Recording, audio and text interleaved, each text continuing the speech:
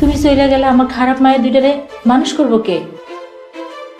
তোগো জন্য এই বাড়িতে একদিনের বেশি একটা মাস্টারও থাকে না।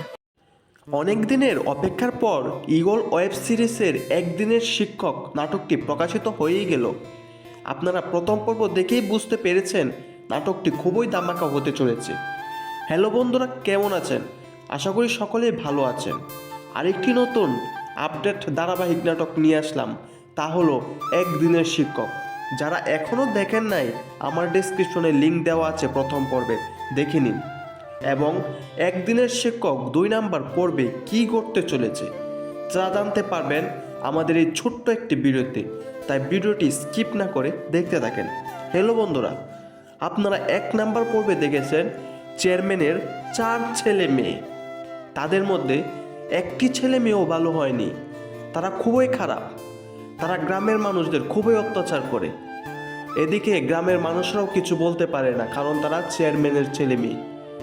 এদিকে সাদিয়া ও নাদিয়াকে ভালো করার জন্য শিক্ষক রাখলেও একদিনের বেশি টিকে নাই। এজন্য সাদিয়া ও নাদিয়ার মা রহিমকে বলবে একজন ভালো শিক্ষক এনে দিতে। এজন্য রহিম পাশের গ্রাম থেকে একজন শিক্ষক আনবে, যার নাম হলো ওমর। সে খুবই কঠিন মানুষ এবং খুবই ধার্মিক এবং খুবই ন্যায় বিচারী। ওই শিক্ষক রহিমের দক্ষতা হলো একদিন কাউকে শিক্ষা দিলে মনে রাখতে হবে 365 দিন।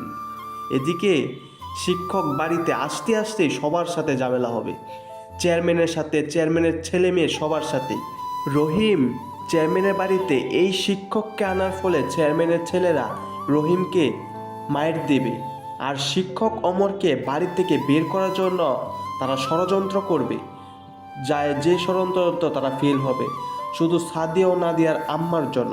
সাদিয়া ও নাদিয়ার আম্মা বলবে যদি শিক্ষক বাড়ি থেকে চলে যায় তাহলে আমিও চলে যাব, আর এজন্য চেয়ারম্যান কিছু বলতে পারে নাই। তাই এখন ঈগল ওয়েব সিরিজের একদিনের শিক্ষক খুবই ধামাকা হতে চলেছে এই পর্বগুলা। একদিনের শিক্ষক 2 নাম্বার পর্বটি প্রকাশিত হবে 25শে ফেব্রুয়ারি দুপুর 3:30টার সময়। আর এরকম নাটকের আপডেট ভিডিও পেতে আমাদের চ্যানেলটি অবশ্যই সাবস্ক্রাইব করে রাখবেন এবং পাশে থাকবেন। ধন্যবাদ সকলকে।